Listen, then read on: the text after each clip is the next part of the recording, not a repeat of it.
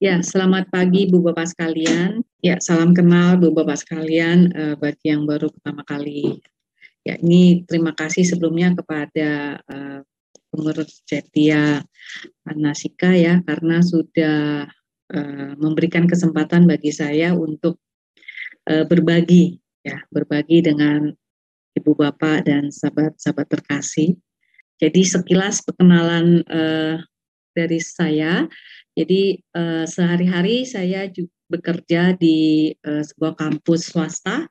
Ya, di sana saya selain mengajar juga memang sebagai karyawan. Ya. Kemudian topik yang akan saya bagikan hari ini judulnya adalah Aku Berlindung pada Buddha, Dhamma, dan Sangha. Nah, yang menjadi background dari materi yang akan saya bagikan adalah saya tujuannya adalah untuk memperkuat keyakinan kita pada Buddha, Dhamma, dan Sangha, dan kemudian adalah agar kita bisa lebih bersyukur karena kita sudah memiliki pelindung yang sejati. Nah, mungkin sebelum kita mulai, apakah kita bisa bernyanyi dulu? Ibu Bapak sekalian, saudara-saudara terkasih, apakah sudah pernah mendengar lagu ini? Saya coba kita sama-sama bernyanyi dari YouTube ya.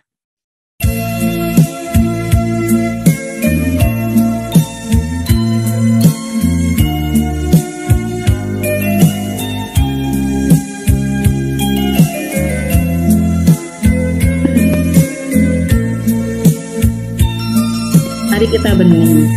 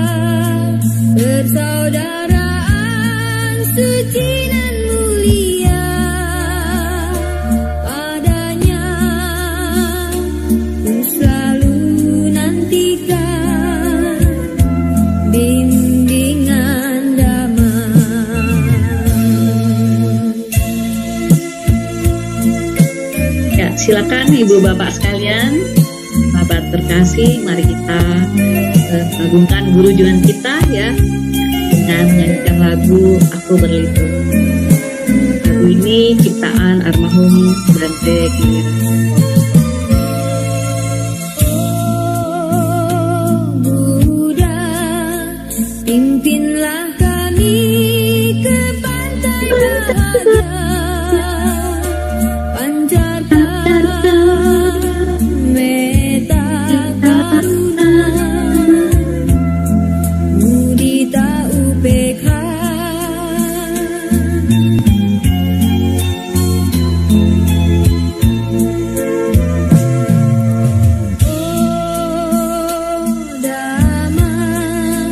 Tuntunlah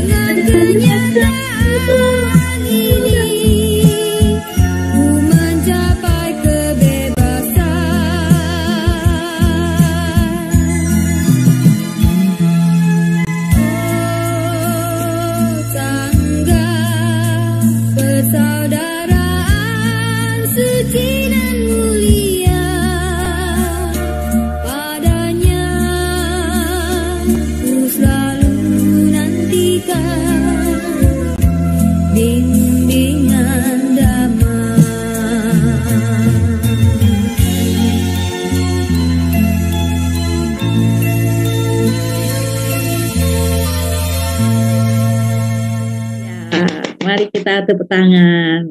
Ya, terima kasih Bapak sekalian dan sahabat-sahabat terkasih. Ya, coba saya share screen ya. Mudah-mudahan sekarang mau nih PPT-nya. Oke, sekarang mau ya. Ya, baik. Ya, jadi tidak merepotkan ya mengurus chat ya.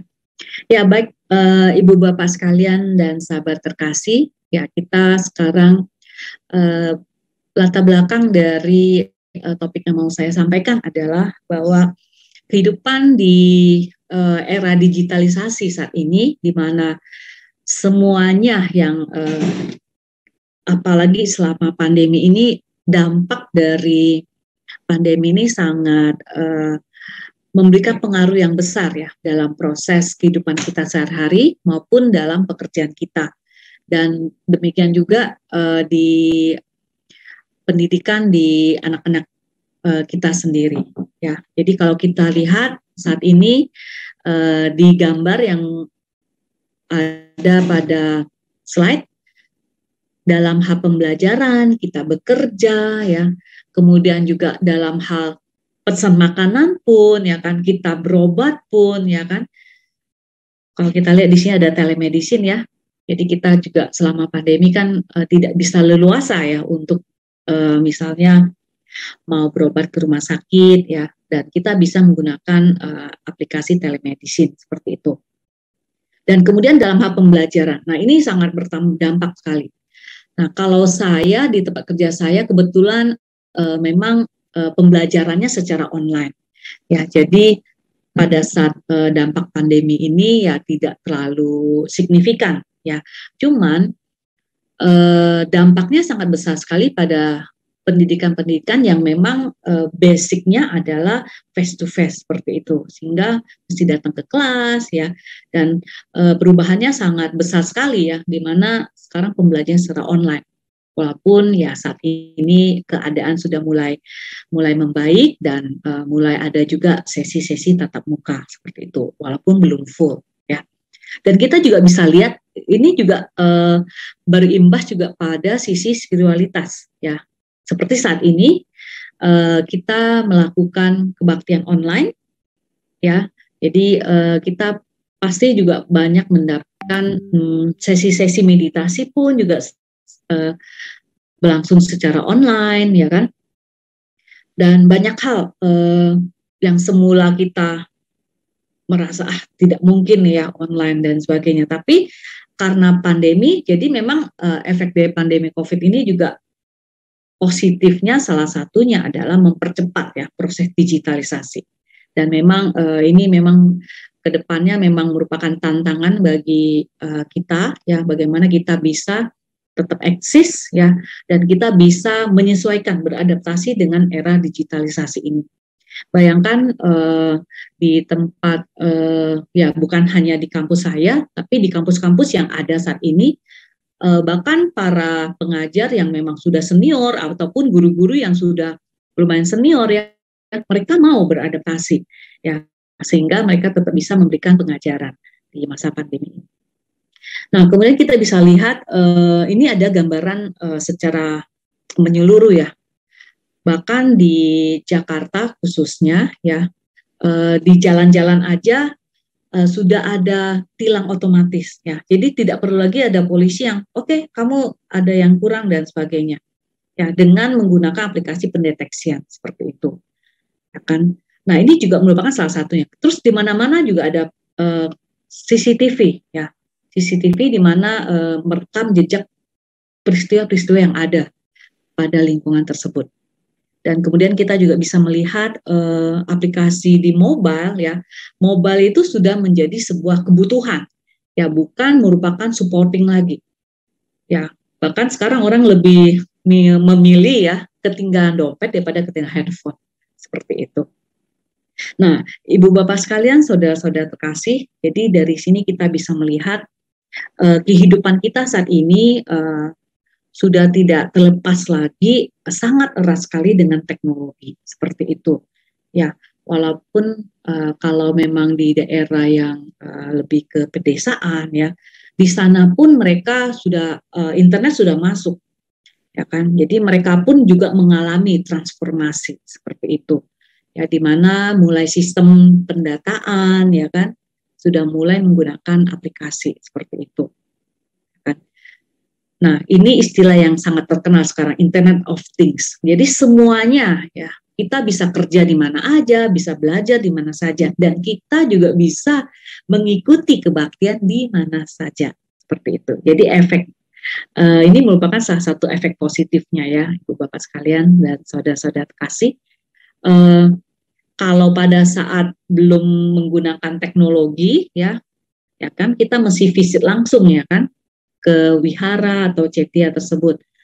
Nah, dengan adanya teknologi, kemudian dengan adanya internet, ya kan, kita mendekatkan, ya, kita bisa mendengarkan sharing dharma dari guru-guru dharma dari luar negeri misalnya, ataupun di luar dari Jakarta, ya, sehingga tidak perlu menunggu waktu untuk transportasinya dan sebagainya, ya. Dan bahkan pada saat kita di rumah pun kita juga bisa tetap melakukan kebaktian, bahkan kita bisa meditasi bareng, ya kan, bahkan kita juga bisa berdana, kan sekarang gampang sekali ya mau berdana, ya. Nah, jadi ini merupakan dampak positif dari digitalisasi seperti itu. Banyak kemudahan-kemudahan yang kita dapatkan. Kita tidak perlu lagi ke ATM, kita cukup pakai GoPay, OVO, ya kan, ataupun pakai aplikasi mobile banking untuk melakukan dana seperti itu. Kemudian akses informasi yang lebih luas. Nah, Ibu Bapak sekalian, sahabat-sahabat terkasih, kita juga bisa menemukan, ya, artikel-artikel dharma, ya, di internet. Ya, ataupun informasi terkait dengan misalnya kita mau menyekolahkan anak kita, ya kan, kita butuh informasi nih jurusan apa yang sekarang sedang dibutuhkan nantinya di masa depan, seperti itu contohnya. Jadi aksesnya lebih gampang, dan anak-anak didik kita pada saat mengerjakan tugas pun sangat dimudahkan dengan adanya akses internet ini, ya kan. Bahkan dari pemerintah pun mensubsidi, ya, ada beberapa yang mendapatkan kuota pendidikan, akses internet gratis, ya, memang akses internetnya memang digunakan untuk pembelajaran, ya. Nah, itu adalah salah satu efek dari dampak positif dari proses digitalisasi ini. Kemudian proses lebih cepat, ya kan. Kalau kita mau belanja, kita datang ke sebuah toko, terus kita mesti pilih-pilih, bayar gitu, ya, dan itu pun habis waktu misalnya. Tapi dengan satu klik aja nih, dengan e-commerce yang ada di internet, di aplikasi, jadi prosesnya lebih cepat, ya kan. Kemudian jangkauan lebih luas. Nah, salah satunya adalah kita bisa mendengarkan, ya, belajar dharma dari guru-guru dari luar negeri, seperti itu. Jadi kita tidak ada biaya misalnya untuk mengikuti retret di luar negeri, ya kan, tapi kita bisa ikut secara online, seperti itu. Nah, jadi jangkauan kita menjadi lebih luas, dan kita juga bisa mendekatkan yang jauh. Artinya gini, kita bisa tetap connect sama saudara kita atau keluarga kita atau teman kita yang berada di luar pulau ataupun yang berada di luar negeri misalnya, ya kan, tidak bisa ketemu tapi seperti anak, ya, sama cucu bisa komunikasi sama orang tuanya atau sama grandpa, grandmanya, ya, opo, yeyenya, lewat bisa video call, ya kan. Nah, kadang ponakan saya ini karena udah lama, walaupun kita sama-sama di Jakarta, ya, nah kadang kesibukan sehingga susah untuk bertemu. Nah, jadi video call. Jadi kadang ponakan saya telepon nih, ya kan. Nah, ini adalah salah satu dampak positif dari digitalisasi, ya, mendekatkan yang jauh, kan. Nah, kemudian berikutnya ada pengembangan diri. Nah, ini saya terasa sekali bagi saya, ya. Pasti juga Ibu Bapak sekalian, ya, sahabat terkasih juga merasakan. Ya, salah satunya selama pandemi ini kan nggak bisa kemana-mana misalnya, ya kan. Mau beli makanan pun jadi agak susah, ya kan. Mobilitas kita terbatas. Nah, sehingga apa? Belajar dari YouTube, ya, cara memasak seperti itu. Saya dulunya nggak bisa masak, tapi sekarang sejak, ya, dampak dari pandemi, ya, jadinya, ya, terpaksa, ya, belajar memasak seperti itu, dan akhirnya bisa. Nah, jadi lewat apa? Lihat ya lihat dari YouTube aja ya kan, kemudian cari-cari resep ya kan di Google dan sebagainya. Dan salah satunya juga kita lihat sekarang banyak sekali selebgram, YouTuber yang baru yang create konten seperti apa. Nah ini jadi memang merupakan sarana pengembangan diri yang sangat baik sekali ya. Jadi sekarang sudah banyak sekali online courses yang bisa diakses untuk pengembangan diri kita. Nah, namun seperti sisi mata uang, di mana memiliki dampak positif dan negatifnya. Dan salah satunya dampak negatif dari digitalisasi adalah ini. Salah satunya adiktif, ya kan? Kita jadi apa ya? Pengen ya lihat cek timeline orang gitu ya, cek status dan sebagainya. Habis waktu buat mengecek timeline orang seperti itu, ya kan? Atau bermain game. Akan di Shopee itu, di aplikasi Shopee, selain dia menyediakan e-commerce, dia juga memberikan aplikasi-aplikasi yang apa ya, untuk memaintain membernya itu tetap setia pada Shopee ya. Salah satunya ya ada Shopee Game ya kan, ada satu waktunya mesti tanam dan sebagainya. Ya itu lucu sih ya, menerapkan gamification dalam proses apa ya, dalam hal bisnis itu mengikat customer ya, mengikat membernya, pelanggan agar tetap setia nih, ya kan? Kita main game nih di sini. Ya, saya nggak main ya, tapi saya banyak mendengar cerita-cerita, ada pengalaman dari keluarga, ya saudara, teman dan sebagainya. Ya, jadi ada yang ikut Shopee Tanam, terus dia bisa dapat apa ya, kumpulin poin gitu ya, dapat misalnya kadang dapat beras gitu ya, atau dapat voucher-voucher yang bisa dipakai lagi untuk belanja di Shopee seperti itu. Nah ini kan semacam adiktif ya, seperti itu. Itu salah satu dampak negatifnya. Kadang sampai ada yang lupa waktu, lupa segala-galanya hanya untuk melakukan hal tersebut, ya kan. Kemudian kesehatan, nah sudah pasti, ya kan, dari sisi mata ya, apalagi di masa pandemi ini, ya ibu bapak sekalian pasti merasakan juga ya. Nemenin anak ya sekolah ataupun kerjaan, meeting ya kan. Bayangkan kadang meeting pun bisa 2-3 paralel. Sudah angkat tangan kalau sudah lebih dari 3 ya kan. Kadang lebih dari 2 pun mabok seperti itu ya kan. Tidak konsen seperti itu. Nah itu sangat mempengaruhi kesehatan, bukan hanya fisik tapi juga mental. Kadang ada semacam tekanan gitu ya, terlalu banyak sehingga bingung. Semuanya penting. Nah mesti bagaimana? Itu salah satunya adalah dampak negatif dari digitalisasi. Kemudian juga ada yang mengalami cyberbullying seperti ini ya. Jadi post sesuatu kemudian dikomen orang dan sebagainya. Baru-baru ini saya juga dapat berita ya. Kalau kita lihat di berita ada anak ya, bayangkan ya di daerah. Bahkan anak sekolah itu menjadi bullying dari gurunya. Pas ditanya anak itu nggak bisa jawab, terus malah di videoin pas anaknya menangis, kan itu apa ya, pakai WA kemudian di share. Nah hal seperti itu ya, efek psikologis bagi anaknya seperti apa gitu ya, bisa menjadi rendah diri dan teman-temannya tertawain dan gurunya juga tidak memberikan apa ya, bimbingan seperti itu ya. Nah hal ini kan bisa mempengaruhi sisi psikologis anak tersebut ya. Ini termasuk bullying juga ya, bimbingan seperti itu ya. Itu salah satunya. Terus ada juga yang korban kekerasan dan sebagainya. Jadi banyak sekali hal-hal yang kita dengar ya saat ini ya, terkait dengan pada anak didik seperti itu. Kemudian yang berikutnya adalah tidak sabar. Nah ini saya juga alami seperti itu ya, karena apa-apa cepat ya kan, sehingga pada saat misalnya koneksi internet lagi lambat, kok lambat banget gitu ya. Jadi ini mempengaruhi secara tidak langsung, mau apapun cepat seperti itu. Ya kalau dulu kan kita rela ya ngantri di bank untuk nunggu giliran, setor dan sebagainya gitu ya. Tapi kalau kita bandingkan dengan kondisi saat ini, kayaknya aduh lama banget sih. Ya kan kalau pakai digital gampang banget, bla bla bla seperti itu. Nah ini salah satu dampak negatifnya. Dan ini saya rangkum dari berbagai sumber.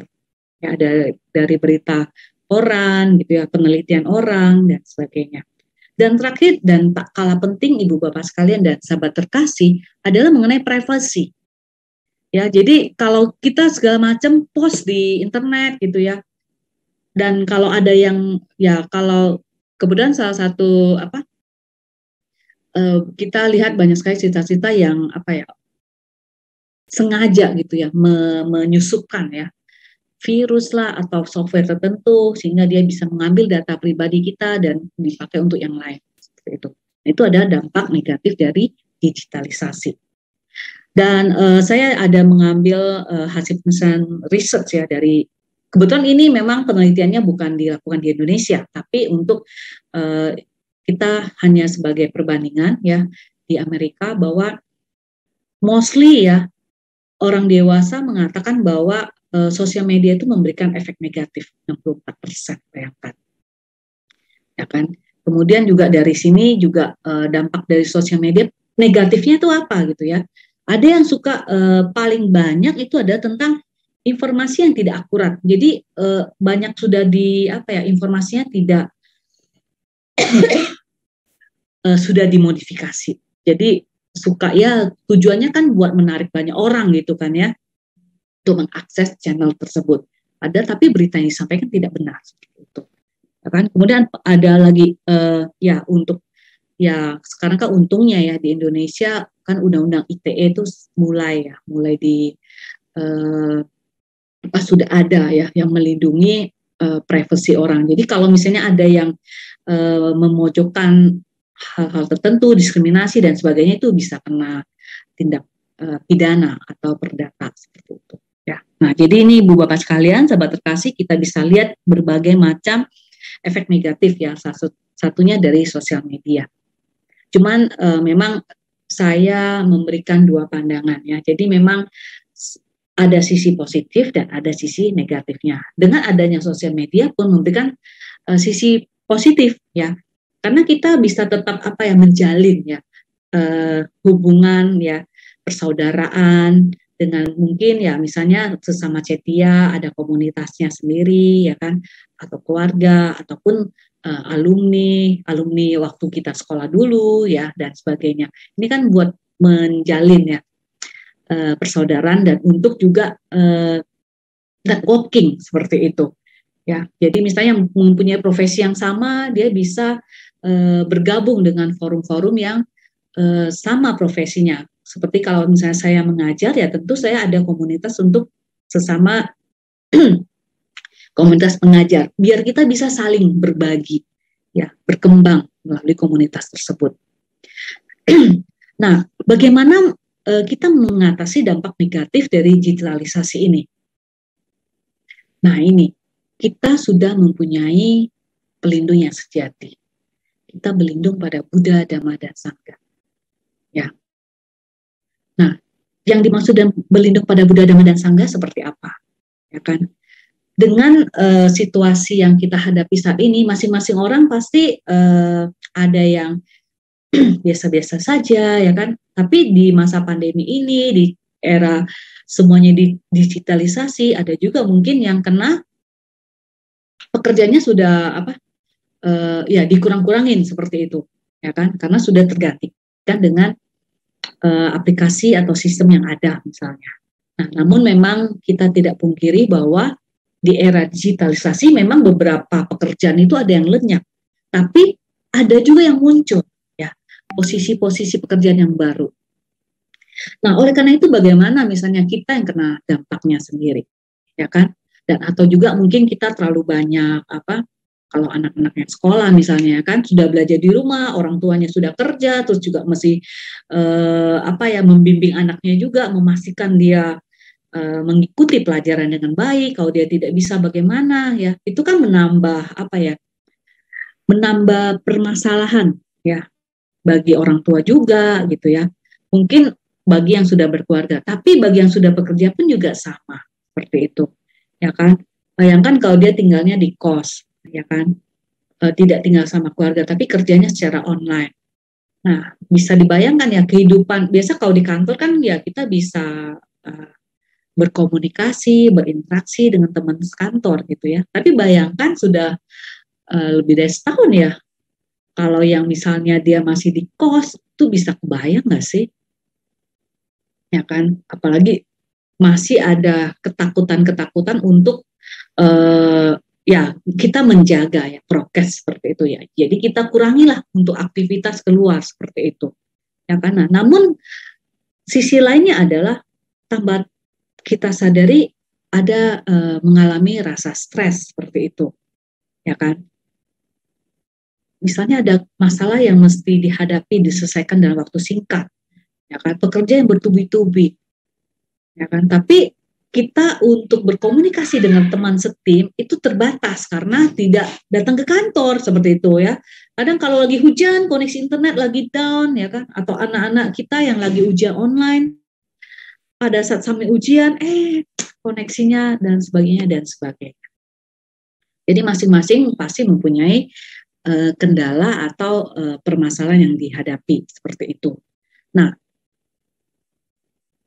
dengan saya berbagi hal ini, yaitu kita sama-sama mengingatkan bahwa kapanpun, dimanapun, Ibu Bapak sekalian dan sahabat-sahabat terkasih tidak perlu khawatir. Ya, karena kita sudah mempunyai pelindungan sejati. Kita sudah berlindung pada Buddha, Dhamma, dan Sangha. Yang dimaksud perlindungan seperti apa? Kita sudah punya pegangan. Pada saat kita berlindung pada Buddha, kita sudah punya seorang guru agung ya yang membimbing kita ya, yang menunjukkan jalan dan sudah membuktikan ini loh jalan yang harus ditempuh kalau kita ingin bahagia seperti itu. Kita pengen damai ya kan, tidak ada tekanan dalam hati kita. Bagaimana kita bebas dari rasa-rasa kekhawatiran, ketakutan ya kan? Kita ingin punya rasa tenang, damai dan bahagia, bisa kumpul bersama keluarga dan sebagainya. Dan kita, perlindungan kita yang pertama ada pada Buddha. Ya, Buddha sudah membuktikannya sendiri. Ya kan? Kita tinggal mengikuti Buddha. Buddha menunjukkan pada kita jalan yang menuju kebahagiaan, di mana ada dua komponen penting, yaitu cinta kasih dan kebijaksanaan.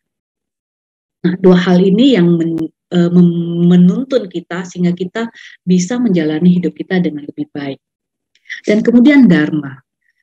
Ajaran Buddha mengajarkan kita untuk salah satunya adalah kesunyatan mulia. Kita bisa melihat sesungguhnya apa yang sedang terjadi saat ini. Dan kita juga bisa melalui Dharma, melalui ajaran Buddha, kita bisa menerima diri kita dan kita juga bisa melihat permasalahan dengan melihat masa dengan yang sesungguhnya, bukan yang permukaan saja. Nah, salah satunya adalah dengan melakukan praktek mindfulness, ya, meditasi. Jadi dengan kita memiliki, kita mindful dalam semua tindakan kita, ucapan, perbuatan, pikiran kita, di mana pikiran dan tubuh kita menyatu. Jadi apa yang kita pikirkan sama seperti apa yang kita ucapkan, seperti itu. Nah, dengan demikian kita bisa melihat segala sesuatu lebih jelas. Sama seperti pada saat sebuah kolam yang lagi tenang, ya kan kita bisa lihat dasarnya bersih, ya kan. Tapi pada saat kita lemparkan batu, ya kan kita tidak akan bisa melihat dasarnya karena dia bergelombang airnya. Atau bisa juga pada saat kita ya biasa pagi-pagi kita suka seduh teh kan ya, teh bubuk misalnya yang seduh.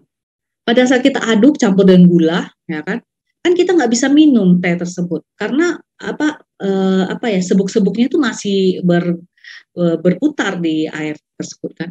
Nah, otomatis caranya bagaimana biar kita bisa meminumnya? Dudukkan dulu, benar, tenangkan beberapa saat, dia mengendap, sudah itu kita baru bisa minum. Nah, sama seperti dengan mindfulness kita akan bisa melihat segala sesuatu dengan lebih apa adanya dan tanpa diskriminasi. Maksudnya tidak dipengaruhi sama emosi. Pada saat kita emosi, ya kan, ya saya juga alami sendiri ya. Pada saat kita emosi, ucapan kita, ya kan, kadang bisa menyakiti orang lain seperti itu. Tapi pada saat sudah sadar, oh iya ya, nah, mungkin pada saat meeting terlalu kasar kali ya saya bilangnya seperti itu ya. Nah seperti itu. Nah dengan praktek mindfulness memang kita tidak bisa memang kita belum menjadi seperti Buddha, ya kan? Tapi kita dengan latihan setiap hari, ya praktek mindfulness, salah satu yang saya lakukan itu adalah kalau misalnya saya mulai, misalnya saya naik motor sebelum saya pergi, saya pasti akan memperhatikan nafas itu 3 kali, seperti itu. Atau pas bangun pagi, ya paling tidak saya hening sejenak, ya kan?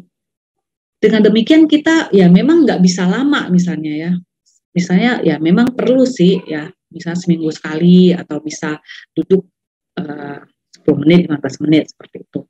Namun ya memang saat ini saya belum bisa, tapi saya selalu sempatkan diri ya. Ibu bapak sekalian pun dan saudara-saudara kasih bisa juga melakukannya ya, dengan baca parita juga bisa ya kan ya, dengan praktek-praktek dharma yang ibu bapak sekalian lebih sesuai. Seperti itu. Nah, itu ada pelindungan pada dharma. Kemudian yang ketiga adalah berlindung pada sangga. Sangga adalah para Arya yang mulia, yang sudah membuktikan ya apa yang Buddha ajarkan, memang membawa kepada kebahagiaan sejati. Dan Arya Sangga di sini adalah, kalau dari sisi lain ya, adalah komunitas ya, komunitas yang memang berlatih ya mempraktikkan dharma ya kan. Ini adalah sebuah salah satu tempat berlindung kita ya. Nah, contohnya sekarang di Cetya Panasika ya kan. Ini ada sebuah komunitas juga, para umat ya, para biku, pasaka, upasika. Nah, ini membentuk sebuah komunitas. Jadi kita pada saat kita ada problem ya kan, kita tidak sendiri. Seperti itu. Kita mempunyai komunitas yang selalu mensupport kita. Seperti itu. Nah, ini memberikan kita kekuatan ya, agar kita juga bisa mengatasi masalah yang kita hadapi. Nah, sebagai contoh pada masa pandemi ini ya, sangat kita lihat sekali di saudara saya ada juga yang terkena gitu ya, terkena ya termasuk penyintas lah, satu keluarga, bayangkan. Nah, untungnya di RT RW-nya di tempat mereka tinggal itu sangat mensupport. Ya, bahkan ada dokter kebetulan yang tinggal di daerah itu memberikan perawatan ya, berkunjung untuk mengecek kesehatannya seperti apa. Terus ada yang juga memberikan makanan seperti itu. Nah, jadi komunitas sangat penting ya. Jadi ibu bapak sekalian, sahabat-sahabat terkasih, bahwa komunitas yang akan mensupport kita, karena kita ada di dalam komunitas tersebut, ya kan? Ya memang di dalam sebuah komunitas ya kadang ada ya terjadi konflik ya kan dan sebagainya. Tapi, nah bagaimana dengan pelatihan sudah kita sudah kita lakukan ya kan? Kita juga kita sudah mengetahui ajaran Buddha. Nah, bagaimana cara kita menyikapinya? Ya tentu memang mungkin pada satu saat belum bisa, sehingga terjadi perselisihan dan sebagainya. Tapi pada saat level lain kita berlatih lagi, ya kan, semakin tambah lama tambah wisdom kita juga bisa akan lebih meningkat seperti itu, ya kan. Dan pelindungan pada Buddha, Dharma, dan Sangga ini seperti payung, ya kan. Jadi kita selalu ingat pepatah, sedia payung sebelum hujan. Sehingga pada saat hujan kita sudah ada payung. Nah, pada saat panas pun kita sudah ada payung. Nah, seperti itu pelindungan pada Buddha, Dhamma, dan Sangga. Jadi kita latihan tiap hari. Pengalaman saya pada saat saya sedang menyelesaikan kuliah saya, ya saya pikir, aduh saya sibuk banget nih ya, banyak tugas, ya kan kerjaan juga banyak, seperti itu. Yaudah deh, saya slow down dulu deh, saya tidak terlalu banyak ikuti nggak ikut kebaktian gitu ya, nggak ikut latihan meditasi, ya kan. Apa yang saya rasakan pada saat itu, apakah saya memang bisa 100% fokus ngerjain menyelesaikan kuliah saya, ya kan?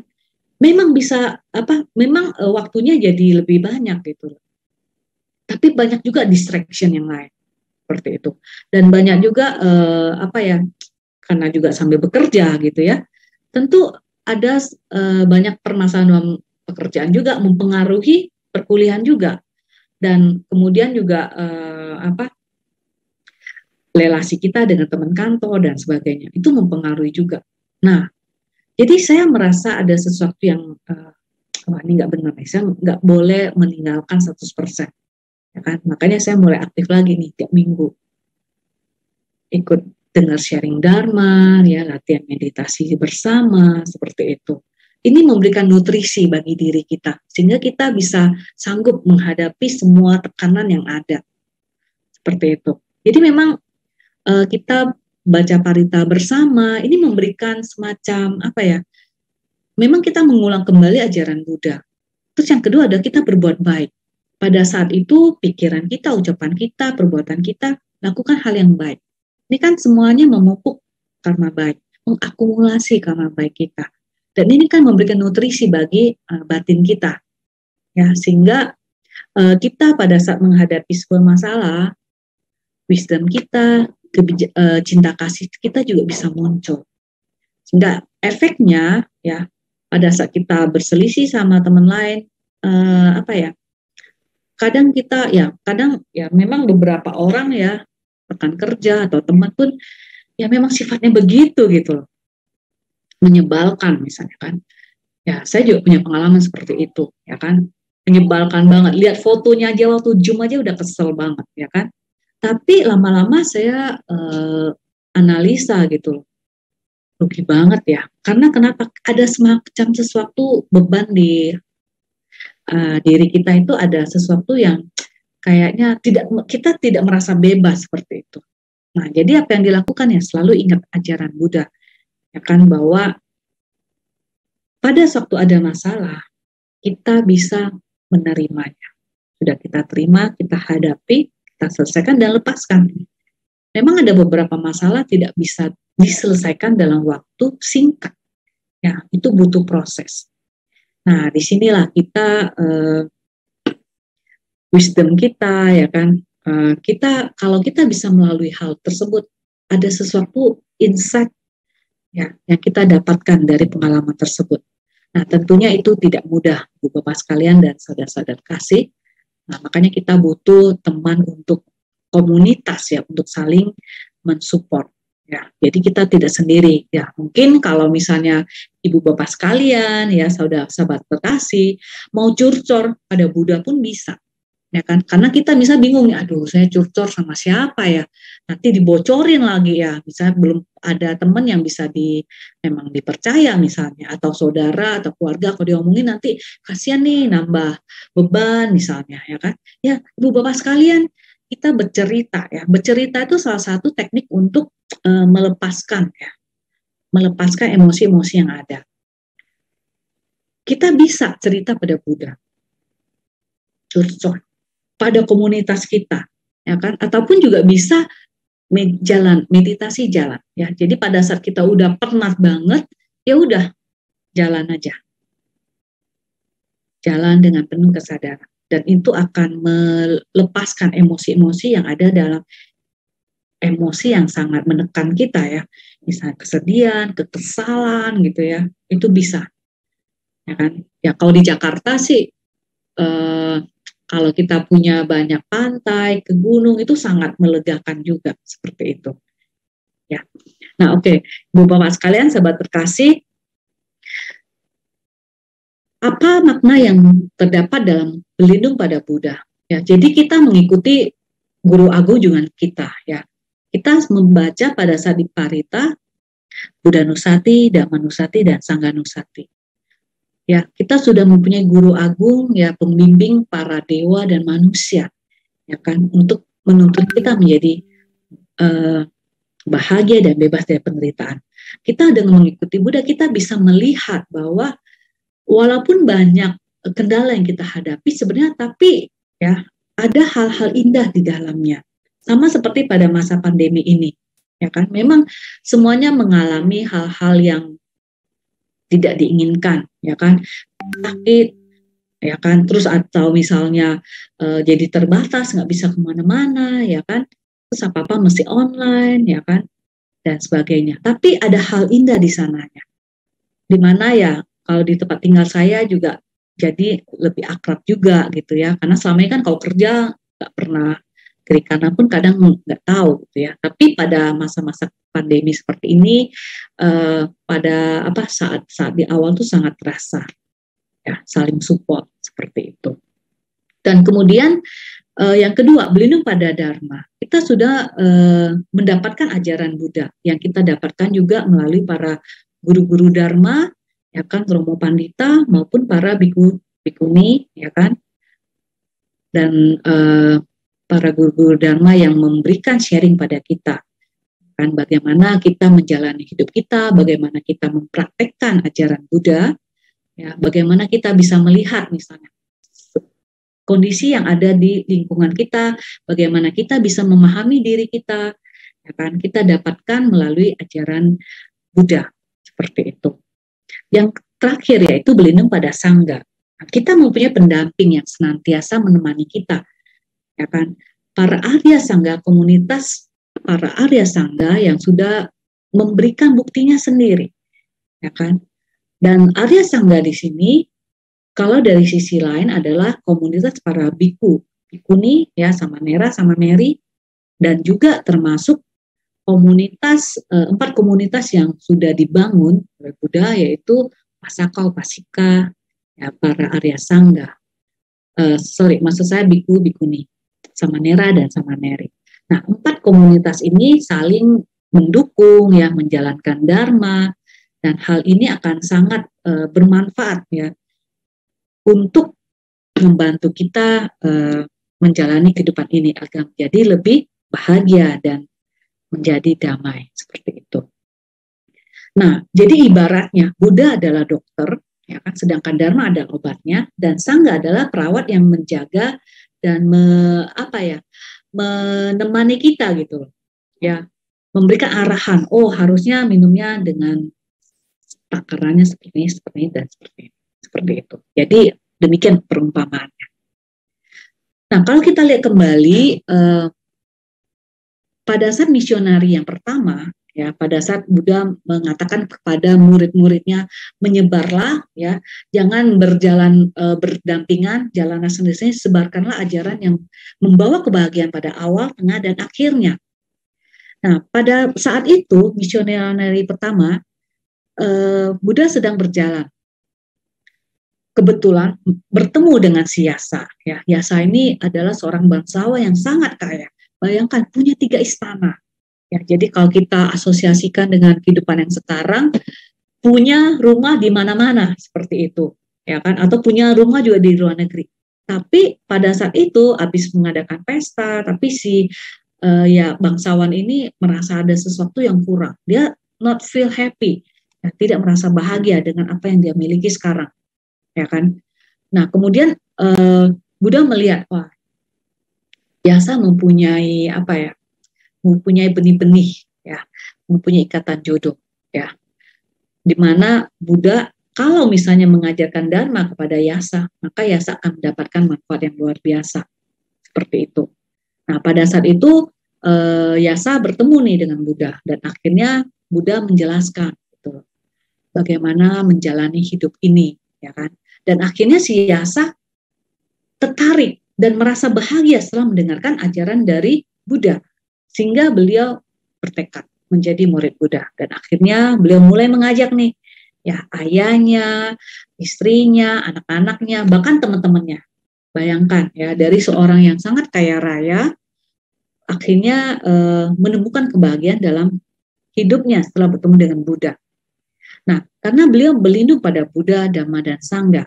Nah, demikian memang mungkin, ya, masalah yang dihadapinya pada masa itu dengan yang sekarang agak berbeda. Tapi pada intinya kan sama-sama tidak merasa bahagia, benar. Tinggal penyebabnya apa saja, ya, bermacam-macam, ya. Disesuaikan dengan kondisi zaman pada saat itu dan zaman saat ini. Sama-sama aja. Zaman dulu dengan zaman sekarang masih aja ada orang yang tidak bahagia. Tapi dengan ajaran Buddha, kita bisa menjalani hidup kita dengan lebih bahagia. Seperti itu, ya kan. Nah, ya, karena waktu, ya, sudah mau jam 11, ya. Nah, ini saya suka bernyanyi, tapi nanti ibu bapak sekalian, sahabat terkasih, boleh nih, ya, nanti bisa nyanyi sama-sama. Nah, saya mau berbagi mengenai Parita Sacha Kriyagyata, ya kan?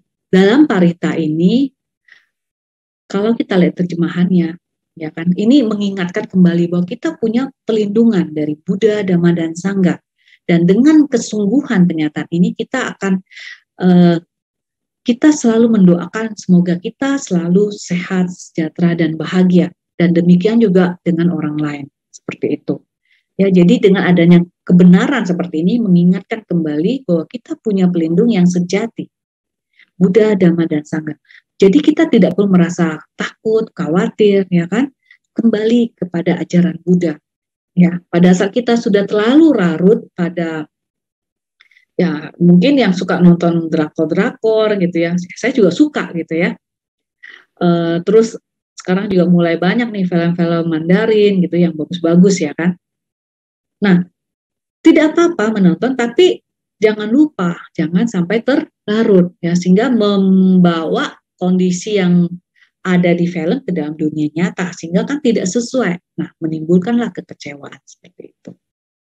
Oleh karena itu, dengan kita mengingat kembali bahwa kita mempunyai pelindung yang sejati, ya kan, yang tidak akan membuat kita kecewa, ya kan, membuat kita lebih menderita bahkan, ya kan, tapi malah membuat kita menjadi lebih bahagia.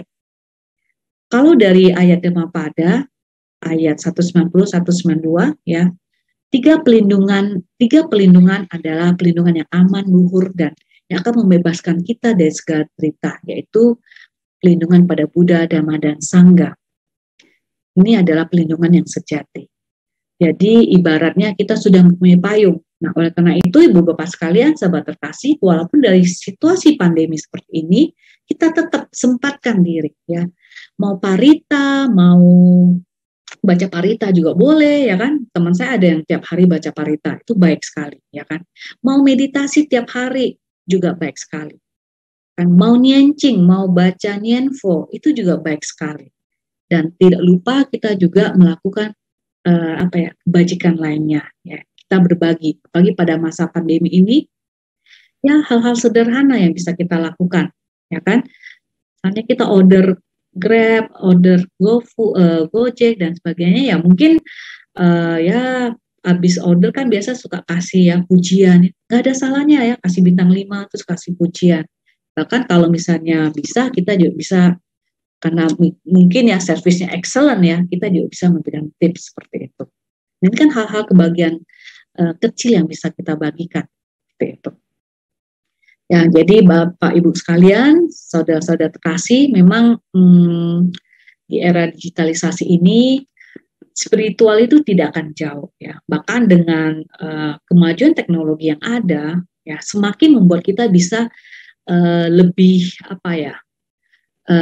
bisa tetap lebih berkembang dalam hal batin kita ya, terus perjalanan spiritual kita ya kan, karena tantangan-tantangan yang ada ke depannya ya kan, kita akan semakin melihat bahwa ajaran Buddha luar biasa ya kan, karena kita akan melihat bahwa segala sesuatu pasti tidak akan tetap ya, tidak akan kekal. Nah, kita sudah bisa melihat sekarang masanya ya. Dulu nggak ada telemedicine, sekarang sudah ada. Dulu nggak ada tuh yang namanya selebgram, YouTuber. Sekarang sudah menjamur, seperti itu. Nah, sekarang bagaimana kita juga tidak larut ya, apa-apa kita share. Padahal, nah ini dampak negatifnya. Belum tentu informasi yang di dalamnya itu benar. Jadi, kita harus pastikan dulu, apalagi kalau yang kita share itu adalah maksudnya bukan hal yang membawa manfaat bagi orang lain ya, mungkin ya tentang gosip-gosip aja dan sebagainya. Jadi kita perlu eling ya, dengan mempraktekkan meditasi, mindfulness, ini akan sangat membantu sekali. Bayangkan ya Ibu Bapak sekalian, sahabat terkasih, di jurusan psikologi sekarang di kampus saya juga mengajarkan mindfulness seperti itu. Nah, kita yang sudah mengenal ajaran Buddha ya, sudah mempelajari mindfulness lebih dahulu. Nah, tidak akan sangat sayang sekali kalau kita tidak mempraktekkan ya apa yang Buddha ajarkan, seperti itu. Padahal itu sudah sudah ada gitu ya, sudah kita dapatkan selama kita ikut sekolah minggu, kebaktian ya. Ayo, mari kita praktekkan ya, jangan hanya sekedar teori atau konsep semata.